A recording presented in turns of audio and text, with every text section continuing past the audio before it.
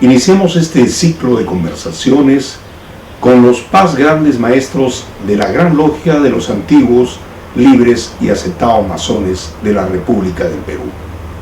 Estas conversaciones versarán sobre sus vivencias masónicas, sobre su proyección y el legado que van dejando a nuestra augusta orden. Bienvenidos a estas conversaciones. Iniciamos este ciclo de conversaciones con el muy respetable hermano Emilio Casina Rivas. Emilio, buenos días. Buenos días. Es un gusto iniciar este ciclo de conversaciones con un personaje masónico que para quienes estamos más de 30 años en la orden, siempre ha dejado sobre todo un hálito de lo que es hacer docencia con decencia. Emilio, ¿cómo te iniciaste en la masonería? Yo fui invitado por un compadre mío para que perteneciera a las filas de la masonería en el año 1965. Me inicié en la logia Trabajo y Honradez número 17 y en ella he permanecido siempre desde esa época hasta hoy, aun cuando me encuentro en suspenso. Pero creo que lo que mejor me ha pasado en mi vida fuera de lo familiar es haber ingresado a la masonería, una escuela de fraternidad, de tolerancia, de respeto y de lucha por el perfeccionamiento, no solamente de la persona individualmente, sino también en conjunto, y no solamente para un colectivo, sino inclusive pensando en el país y en la humanidad. ¿Cuánto cambiaste al ingresar a la masonería? Porque generalmente venimos de un mundo profano e ingresamos a una institución donde debemos de cambiar, nacemos a una nueva vida. ¿Cuánto has cambiado o has analizado en el último tiempo el cambio en tu vida? Desde que yo me he iniciado en la masonería, aprendí varias cosas, entre ellas una principal. El hecho de que yo fuese en la vida profana un profesional de cierto éxito y que incluso o estuviese al mando de varias personas me hacía creer que tenía poder. Sin embargo, cuando yo he entrado a la masonería, aprendí que todo es relativo. Aprendí incluso que tenía que ser humilde. No es que me nazca ser humilde, he aprendido a ser humilde en la masonería. De tal manera que uno entiende que siempre hay alguien que es mejor que uno o alguien que no es tan bueno como uno. Pero evidentemente lo mejor de todo es que uno aprende a convivir con otras personas, a tolerar sus ideas, a entenderlas, a comprenderlos y tratar de llevarse bien. Fundamentalmente el trato en sociedad, el trato en entidades debe ser uno en el cual, a pesar de que tengamos ideas distintas, entendamos que la verdad está por encima de todos nosotros y alcanzarla requiere vastos estudios y sobre todo la profundidad del pensamiento. Tú eres un profesional en derecho, ¿verdad? ¿Crees que el derecho ha influido en la masonería o la masonería ha influido en el derecho? Bueno, lo principal de todo es que leí una vez un libro de un escritor, filósofo alemán, Karl Radbruch, de filosofía del derecho, que no era masón. Escribe sobre la humanidad, cómo es que existe el sistema liberal, el sistema colectivo, y decía que las mejores ideas de la masonería habían pasado al mundo civilizado y que habían contribuido a hacer un mundo mejor. Y esas ideas eran la libertad de conciencia, la libertad de expresión y especialmente la tolerancia. De tal modo que esas reglas han hecho el mundo mejor. ¿Y de dónde provienen? De la masonería. Y eso empieza incluso desde los tiempos bíblicos, cuando Melquisedec recibe a Abraham en su tierra, le dice: te doy la bienvenida y te voy a dar un trato siempre especial, porque tú como yo creemos en un Dios universal único, que es el que gobierna todo el mundo y es un Dios de bondad. Por eso es que yo creo que la masonería ha influido en el derecho y lo ha hecho más humano. Algunos dicen que la Constitución de Anderson es una constitución que ha trascendido porque no fue hecha por un hombre de leyes, sino por un pastor presbiteriano. Los estudiosos o constitucionalistas tienen como referencia la Constitución de Anderson. ¿Qué opinarías al respecto? Bueno, yo creo que la Constitución de Anderson es la pieza fundamental de la masonería porque la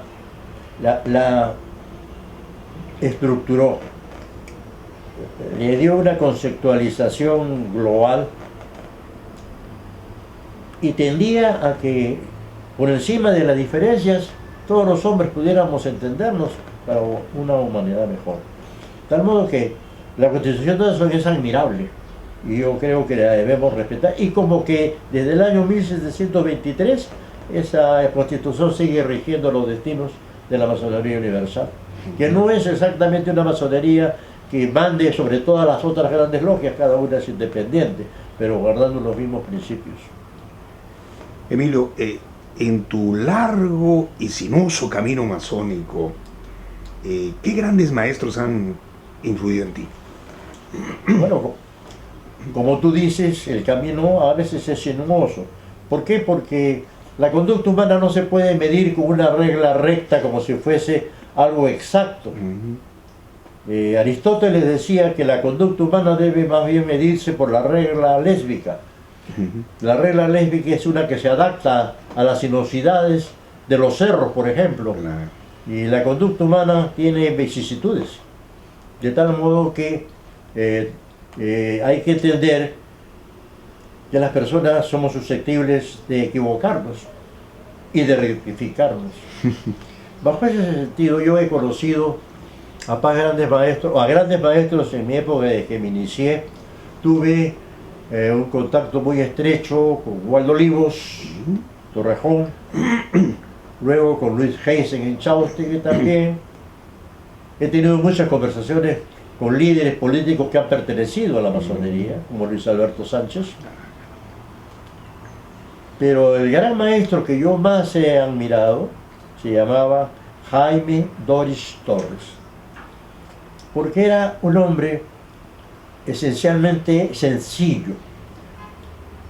Este gran maestro hablaba poco.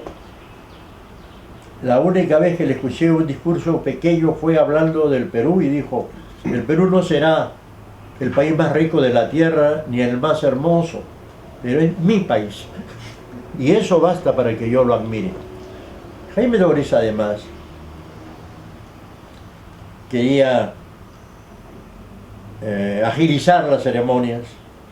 Era un hombre que conocía no solamente los rituales, sino también la filosofía que encierra el ritual, y que, despojándose de las galas de un gran maestro y vistiendo solamente el mandil de un maestro, entraba de un momento a otro a las logias a hacer docencia. Hacía trabajos en primero, segundo y tercer grado de memoria, y lo practicaba no solamente acá. Cada vez que viajábamos a provincias, a las logias, él solicitaba un tercer grado y enseñaba a trabajar en tercer grado de una manera hermosa. Y nosotros muy bien sabemos que las tres ceremonias de la masonería son muy hermosas, muy significativas, muy trascendentes, y el tercer grado en especial. Creo que Jaime Doris fue un revolucionario de la masonería en el Perú. Emilio, ¿cómo llegas a ser venerable en la logia? Yo primero, en mi logia he estado desde el año 65 y llegué a ser venerable maestro en el año 1973. Antes me postularon y perdí la elección. Más bien no obtuve ningún cargo y me mandaron a mi columna como un simple maestro. Y ahí estuve y permanecí tranquilo, disciplinado. Luego ya me eligieron venerable maestro a los 2 años siguientes. De manera que llegué sin mucha pompa, y luego he sido venerable un año y no he sido objeto de repetición después. Y en esta logia me he unido a su antigüedad, su logia centenaria, y creo que tiene un color, tiene un olor, y por lo tanto uno se nutre de todo eso y se conforma como una parte de esa logia esencial. La extraño. Emilio, después de ese trabajo como venerable maestro, llegas al gran cuadro de un gran maestro. ¿Qué cargo obtuviste ahí? Jaime Doris me llamó para que me integre como el nombre un poco rimbombante de gran orador o gran capellán. Me llamaron porque pensaban de que yo podía tener algún tipo de conclusión sobre los trabajos que se realizaban de una manera que recogiese la opinión mayoritaria, o que si no fuese que la mayoritaria, según mi entender, fuese la debida, apelase a los principios generales de la orden, a las regulaciones y me inclinase por eso. Y me acuerdo haberlo hecho varias veces. Un ejemplo, me acuerdo que alguna vez la memoria del gran maestro Jaime Doris estuvo a punto de no ser aprobada por los que la dictaminaron. Eran 3 grandes maestros. Yo entendí que esa conclusión, por más que fuese de 3 grandes maestros, no era la correcta. Y mis conclusiones fueron que debía aprobarse la memoria del gran maestro, fuese que su actividad hubiese sido buena, mala o regular, porque era su trabajo. Y esas conclusiones mías fueron votadas mayoritariamente, y muy mayoritariamente. Luego, como orador, hemos enfrentado situaciones difíciles porque en la época de Jaime Doris se había ideado que teníamos que construir un nuevo templo, un nuevo gran templo para la Gran Logia. Y habían opiniones contradictorias. Algunos querían que se comprase un local que estaba al costado de la Gran Logia de Washington y luego ahí se hiciese el local de la Gran Logia. Otros pensaban que debía venderse Washington y más bien trasladársenos a otro lugar. También había quienes decían que Washington era un lugar histórico y tenía que quedarse. Pero lo principal de todo era que había muchas logias ya y poco espacio para trabajar. Al extremo que se tuvieron que hacer turnos. Habían logias que empezaban a trabajar a las 5 de la tarde y debían terminar a las 7:30, y otras que empezaran a las 8 y debían terminar a las 11. Pero se configuraban dificultades derivadas del hecho de que había logias que empezaban a las 5 pero no acababan a las 7:30, como decían, porque tenían ceremonias un poco largas, y las otras estaban esperando, tocando la puerta, impacientes, y a veces había hasta conflictos muy serios y era necesario comenzar a buscar otro local. Y entonces había personas muy destacadas que estaban. Me acuerdo, por ejemplo, de un hermano muy interesante. Él es el César Cruzaco. Bueno, César Cruzaco era dueño de una academia donde se estudiaba para entrar a las universidades. Y era un hombre muy versátil. Cruzaco era geógrafo, matemático y abogado. Era de Paz y Perfecta Unión. Paz y Perfecta Unión número 1. Claro. Era además muy buen orador.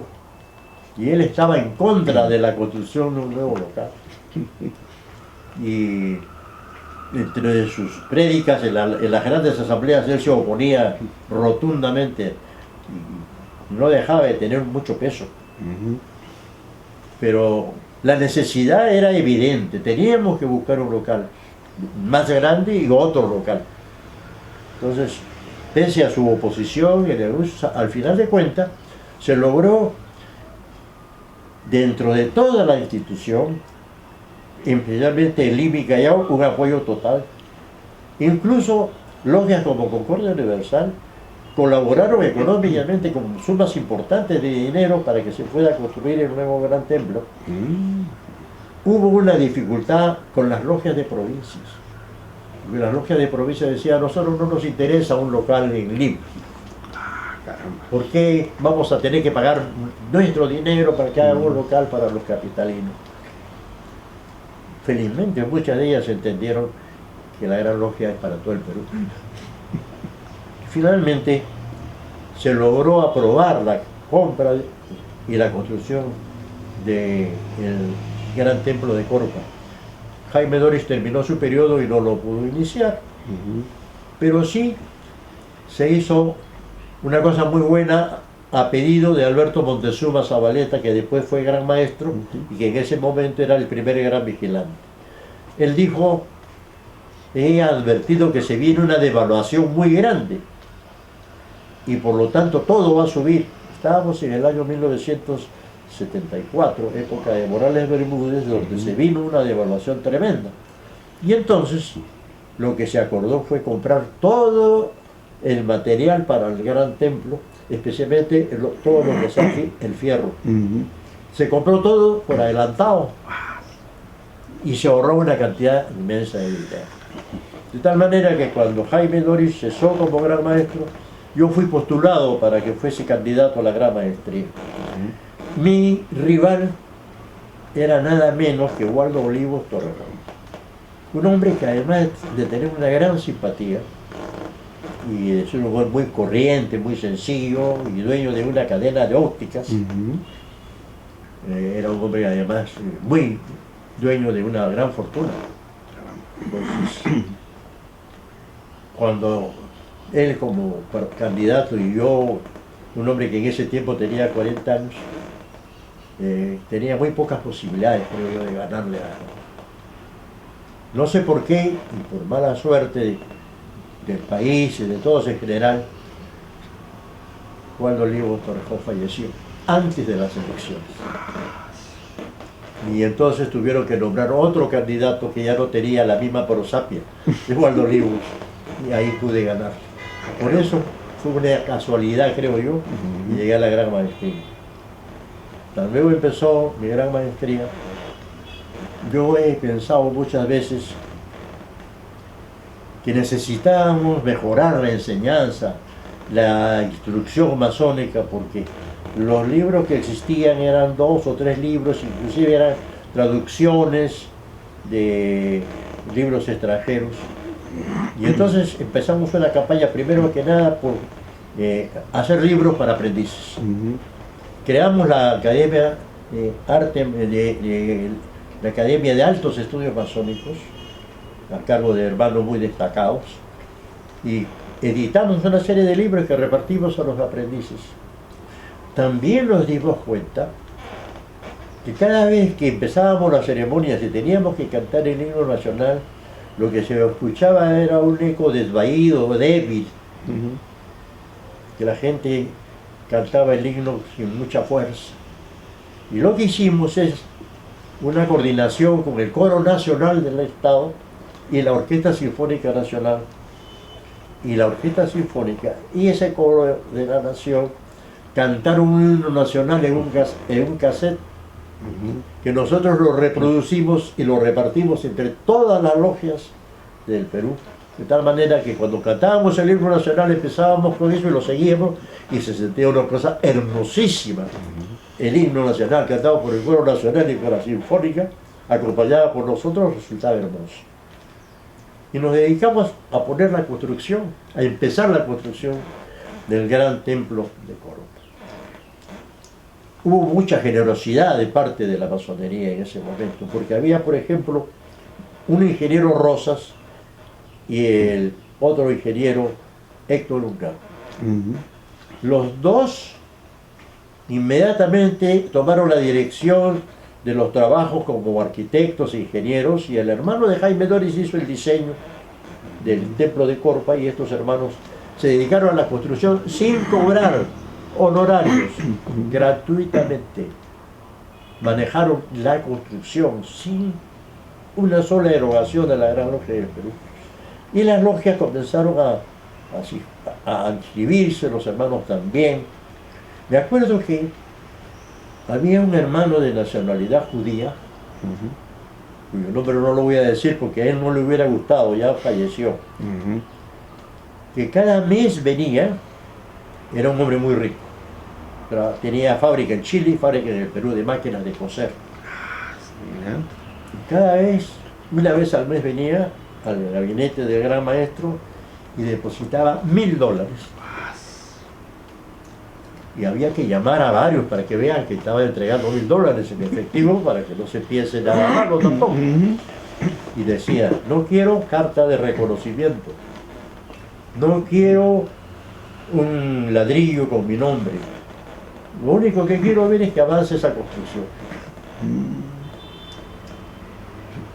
Yo creo que los miembros de la orden, en cuanto comenzaron a ver que se estaba levantando un local de verdad, comenzaron a entusiasmarse con esa construcción en Corpa. Desde el momento de la primera piedra, cuya foto obra ahí en el Museo de la Gran Logia, los hermanos comenzaron a organizar kermeses. Las señoras, las damas de la Unión Femenina, organizaban comidas, kermeses, manejaban en las kermeses las comidas y, alrededor de sus logias, en el Callao, en provincias, en el local que se estaba construyendo en las afueras, ahí las viandas se vendían y todo el mundo.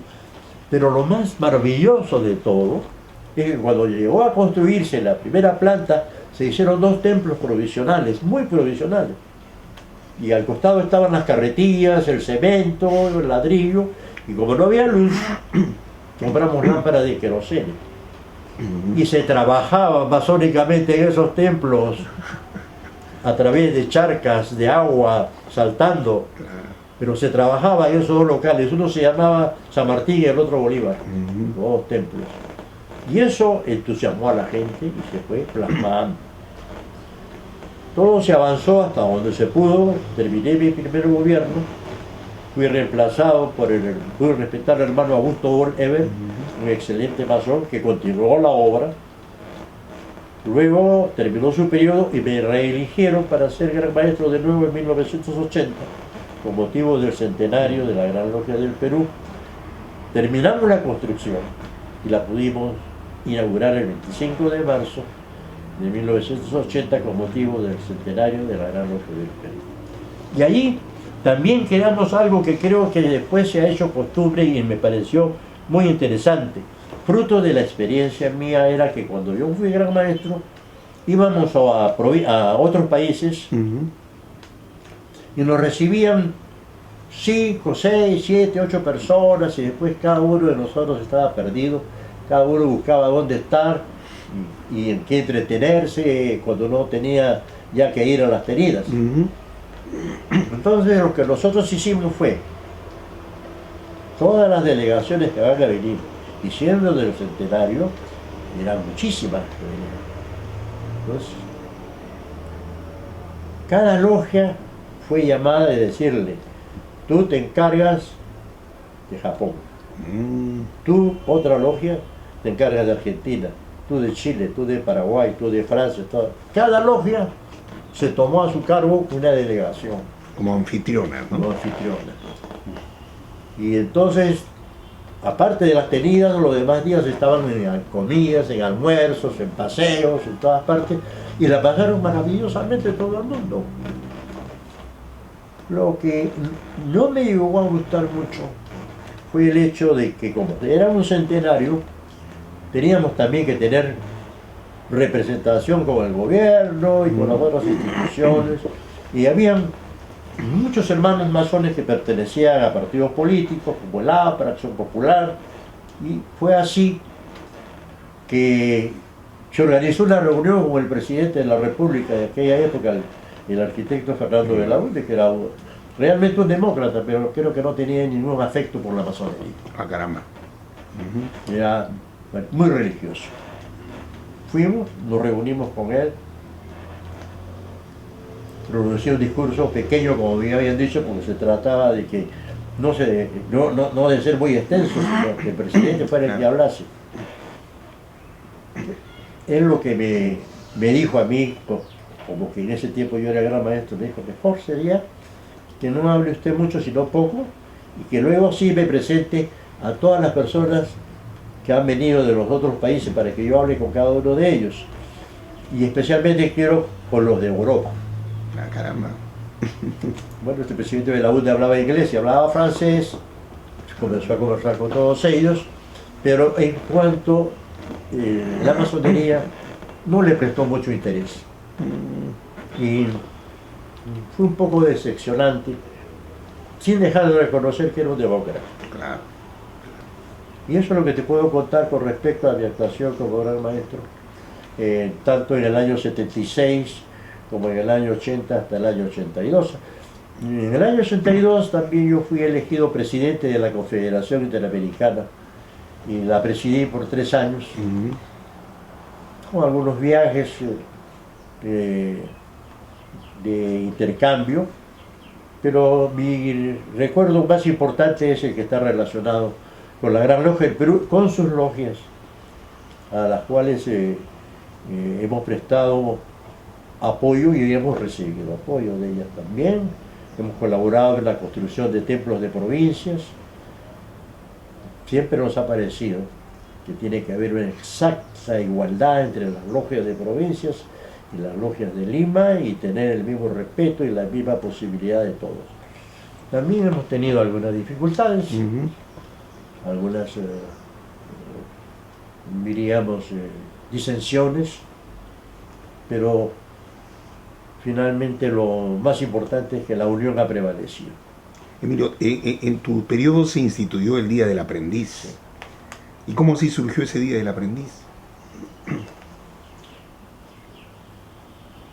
Nosotros pensábamos que a veces con los aprendices hay que tener muchísimo cuidado para su cultivo y desarrollo dentro de la orden, porque como los aprendices entran a la institución y muchas veces tienen que pasar por ceremonias de otros grados, ocurre que los disciplinamos de un modo tal diciéndoles tienen que esperar a que termine la tenida y mientras tanto ustedes tienen que esperar afuera y entonces pasan 3, 4 horas a veces y ellos se sienten desolados. Otras veces les decimos a los aprendices que como parte de su trabajo de instrucción tienen que hacer ciertas tareas, visitar enfermos, ir a los hospitales donde hay algún hermano delicado para que lo saluden, y a veces uno iba y encontraba que el hermano estaba ahí grave, no conocía a nadie y no estaba con ganas tampoco de hablar con nadie sobre estas cosas. Nosotros pensábamos que la instrucción tenía que ser diferente. En primer lugar teníamos que valorarlos, cultivarlos y dedicarles todo el tiempo y tratarlos, en primer lugar, como aconsejaba MacArthur. MacArthur decía al aprendiz: a tu superior trátalo con respeto pero sin sumisión. Entre los iguales trátense con igualdad. Y al que es más que tú, lo respetas pero no te lo sometes. Y tú como maestro, no consideres que el aprendiz es tu siervo. Qué interesante. De tal manera que era para mí y para todos los que conformábamos en ese tiempo el gobierno de la Gran Logia, necesario tener muchos aprendices que son los que nos tienen que reemplazar, pero bien formados y además bien contentos, claro, que se sientan apreciados. Por eso creamos el Día del Aprendiz. Y la fecha adecuada fue el 26 de enero, porque ese día era el cumpleaños de un hermano, Agustín Belotti Canaval, que tenía mucha gracia para todo, para trabajar, siempre estaba contento y tenía además algunas humoradas que lo identificaban como muy práctico. Recuerdo que una vez estábamos en una asamblea y había un hermano que había empezado a hablar, llevaba ya como 20 minutos y no terminaba. Y de repente se siente una voz de Agustín Belotti que dice: oye, ponte patines en la lengua. Qué buena anécdota. Y entonces ocurrió otra vez también, que teníamos una visita de hermanos y había uno de mi logia, un Paz Master de mi logia, que comenzó a hacer un discurso en el Agape, en el banquete, sobre la historia de la francmasonería, empezando desde el siglo, los siglos bíblicos. Wow. y ya llevaba, creo que estaba en la Edad Media. Y de repente se siente con un hermano y le dice, ¿y por qué ya no te vienes al siglo XX? Qué buena. Emilio, lamentablemente el tiempo en el mundo audiovisual es muy escaso y es casi tirano, ¿no? ¿Cómo has visto tú desde que te iniciaste, llegaste a ser venerable, luego gran maestro en 2 periodos, cómo ves a esa masonería peruana? ¿Cuánto ha evolucionado, ha involucionado, está estática? ¿Cómo la ves tú? Bueno, no solamente la masonería peruana, en primer lugar, la masonería en general, tiene que pensar en cómo es que cambian los tiempos. Los tiempos cambian, hay que ser tour de force, porque en la época, por ejemplo, en que la Gran Logia del Perú tenía una asistencia masiva de sus miembros, en el siglo XIX, solamente existía, en todas partes del mundo y especialmente en el Perú, solamente existían los teatros. Y la gente con posibilidades económicas iba a los teatros. Después ha venido la radio, el cine, la televisión, los deportes, el fútbol. Y entonces, por ejemplo, hacer una asamblea y citarla por decirte un día tal en que está jugando fútbol en el Perú, no va nadie a las asambleas, porque primero es ese partido. Y entonces hay tanta competencia,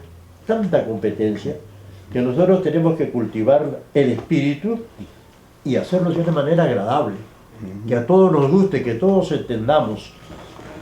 Hay que agilizar la ceremonia, no hay que hacerles perder el sentido.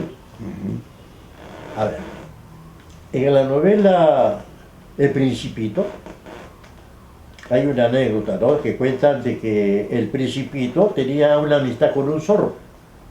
Y el zorro hablaba, lo había domesticado, y todos los jueves se encontraban. Un día el Principito no llegó, y el zorro se puso deprimido. Y le preguntó por qué no había ido, y el Principito le dijo que había estado ocupado en otras cosas. Y el zorro le dijo, ¿no te das cuenta que cada encuentro nuestro es un rito? Que se cumple un rito, porque yo desde un día antes ya estoy entusiasmado con la reunión. Ya pienso qué vamos a hacer, qué vamos a hablar, qué vamos a conversar, qué vamos a construir. Y entonces los ritos son necesarios en la masonería, poniéndoles el necesario vigor, porque el lema principal de la masonería, que yo creo que es lo que he tratado, no sé si he logrado, de hacer en mi vida, es que cada acto del masón, y en general de toda persona humana, debiera primero ser bien pensado, bien planificado. En otras palabras, aplicar la sabiduría. Pero no hay que dejarlo allí. Si solamente lo has pensado, no has hecho nada. Tienes que empezar a hacerlo. Y tienes que empezar a hacerlo con toda la fuerza. Sabiduría y fuerza. Y ten la seguridad que si lo has planificado bien, si lo has ejecutado con toda la fuerza necesaria, el resultado va a ser belleza. Y eso es en masonería lo principal de todo: sabiduría, fuerza y belleza. Si todos hiciéramos las cosas así, todo resultaría mejor. Y eso es lo principal de la masonería, yo creo que todo es pensar bien, hacer las cosas con fuerza y entusiasmarse. No hay nada mejor que ver convertidos los sueños en realidad. Emilio, hemos cumplido 200 años de masonería. ¿Cómo percibes tú, bajo tu óptica de masón, la masonería de este tricentenario? Porque venimos ya camino a los 300 años. Bueno, yo percibo que la masonería actual en el mundo ha bajado un poco, también en el Perú. Mucho de eso se debe a ciertos movimientos supernacionalistas que vieron, por ejemplo, en la época del señor Velasco, cuando comenzó a nacionalizar todo, ahuyentó la inversión extranjera. Al ahuyentar la inversión extranjera también se fueron muchas personas importantes que colaboraban y eran miembros de la masonería. Entonces lo que pienso yo es que un país donde se desarrolla todo civilizadamente, con democracia, con inversión, donde hay libertad, también florece la masonería. En los países como Cuba, por ejemplo, la masonería está controlada. Sus libros de actas tienen que ser censurados, pasan. Naturalmente otros países, algunos países árabes, ni siquiera pueden funcionar, sino clandestinamente. Pero, aparte de eso, yo creo que no hemos estado escogiendo bien a quienes tienen que tener la masonería. Tienen que ser personas que tengan capacidad de abstracción. ¿Qué es la capacidad de abstracción? Separar las cosas mundanas de las cosas espirituales. Yo recuerdo, cuando yo me inicié con 2 hermanos más, éramos 3 aprendices. Uno de ellos y yo nos hemos quedado, ya falleció mi amigo Lucho Ramírez, que se inició conmigo, pero el otro, a los 3 o 4 meses estaba descontento y me decía: aquí yo estoy perdiendo el tiempo, yo soy industrial, yo gano dinero en las reuniones, en mi trabajo, y yo no puedo estar viniendo a una institución donde todo el tiempo se la pasa saludando a la bandera o saludando al venerable maestro con una inclinación de cabeza cada vez que se pasa. Y en todo caso me gustaría conocer acá quiénes son las personas poderosas con las que yo puedo hablar y entablar negocios. Ese hombre había entendido totalmente que la masonería no estaba con él. Él estaba un materialista. No tenía ninguna capacidad de abstracción de saber cuándo es que una tiene que pensar en su espíritu, en su desarrollo en general. Un masón brasileño escribió un libro, él se llama Olimpo Pinto, y decía: es necesario que la gente se acostumbre a desterrar la ignorancia. Cuando hacemos que una persona deje de ser ignorante, ganamos un civilizado y perdemos la posibilidad de un peligro. Los ignorantes generalmente a veces son peligrosos. Si nosotros hacemos que la gente se acostumbre a vivir en paz y en armonía, evitamos un violento. Si nosotros nos acostumbramos a vivir con las otras gentes de un modo civilizado y tolerante, evitamos las agresiones. Y todas estas cosas, cuando se practican, dice, de un modo continuo y permanente, se hacen parte del espíritu, del cuerpo, como el bagaje hereditario de una persona. Así como las virtudes del padre se transmiten a los hijos a través de la educación, las virtudes cívicas también se traducen en las naciones a través de generación en generación cuando se han cultivado los valores. Y eso es lo que la masonería aspira y eso es lo que creo que hemos estado perdiendo últimamente. Tenemos que recuperar ese sentido de la fraternidad, de la igualdad, de la tolerancia, tenemos que recuperarlo. ¿Cómo lo recuperamos, Emilio? ¿Cómo lo podemos recuperar? La instrucción fundamental en todo tipo de cosas. Hay, yo creo, una necesidad urgente de hacer alianzas, pactos, de poner antipatías, odio. Yo me puedo entender contigo a pesar que piense distinto conmigo.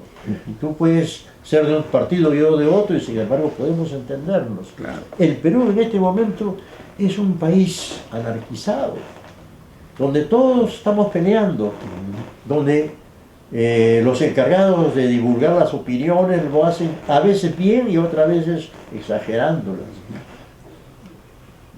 Hasta fuera de cámara te puedo decir algunas cosas que me parecen totalmente locas. Los ataques que se hacen contra los políticos, nombran a un político y le comienzan a ver desde el momento mismo en que nació cuáles son sus fallas, cuando estuvo detenido en una comisaría porque le pegó. Todas esas cosas dicen sirven para descalificarlo después. Entonces, la instrucción en el Perú y la instrucción en la masonería son fundamentales.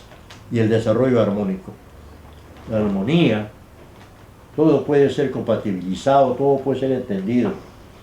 Yo sí creo que, y repito algo que le decían a los emperadores romanos, acuérdate que eres mortal. A los emperadores romanos les decían, acuérdate que eres mortal. Uno es mortal, ¿por qué va a conservar las enemistades y los odios más allá de su vida? Claro. Es importante la instrucción, el modelaje, la enseñanza. Creo que el masón enseña más que con la palabra, con su ejemplo. Yo me acuerdo, un masón admirable era José Gálvez Barrenechea, vicepresidente de la República, presidente del Senado, escritor de la juventud, de Polendas, y decía que a veces la gente hablaba de los masones y decía, esos terribles masones. Y esos terribles masones son hombres pacíficos, la mayor parte son hombres pacíficos. Necesitamos además también tener la posibilidad, no solamente de desarrollarnos en nuestra logia, sino en los lugares donde estamos hay que destacar. Y si es posible ser gobernantes, hay que gobernar. Y al gobernar, aplicar las reglas de la masonería. Y yo creo que si aplicamos las reglas de la masonería, sabiduría, fuerza y belleza, todo va a salir bien. Necesitamos eso. Ahora, ¿hay en este momento en la masonería personas tan fuertes como para poder hacer este tour de force? Creo que sí. Hay que buscarlos. Hay que buscarlos. Y no hay necesidad de ir con una lámpara como Arquímedes buscando un hombre. O Diógenes. Hay, como Diógenes. Diógenes, Diógenes, claro. exactamente Diógenes, ¿no? O el Cairita. Emilio, el tiempo nos ha ganado y te agradezco, y para muchos que van a estar viendo dirán, bueno, ¿por qué lo ha tuteado tan amicalmente? Porque en primer lugar somos hermanos, y sí voy a despedir esta conversación diciendo que ha sido una conversación con el muy respetable hermano Paz, gran maestro, y como muchos lo reconocen, decano de todo, diríamos, de los grandes maestros, en el sentido de que nos dejas una serie de tareas en esta conversación, una serie de inquietudes que esperamos en algún momento las retomemos. Pero este es el primer programa, el cual lo lanzo para recabar toda la experiencia de quienes en algún momento han tenido el privilegio, y nosotros hemos tenido el honor de recibir la conducción de un bañete. Si algo más quisieras decir, por favor. Quiero agradecerte, Pepe, tu generosidad en hacer esta entrevista a una persona que, como yo, está ya pensando más en la etapa de mi vida final que todo lo que ya pasó. A los cerca de 92 años, mi destino ya está fijo. Y por lo tanto quiero enfrentarlo de un modo tal que vaya siendo como el suspiro de un cisne, tranquilo. La pérdida de mi esposa me ha afectado. Tuve 70 años con ella, 7 años en la universidad, en la misma carpeta, 65 años de casados. Caramba. Presidenta de la Unión Femenina de la Gran Logia del Perú. Muchos poemas le ha dedicado a la masonería. Ella era poetisa y fue para mí una facilidad que a ella le gustase que yo fuese a la masonería. Qué bueno. Nunca me hizo dificultades, al contrario, yo he viajado con ella para todas partes, donde he ido siempre con mi compañera, sin ser masona, sino una paramasónica, Claro. pero sí de entrada. Hasta te puedo regalar al salir uno de sus poemas, Creo en ti, hermano masón, así se llama su poema.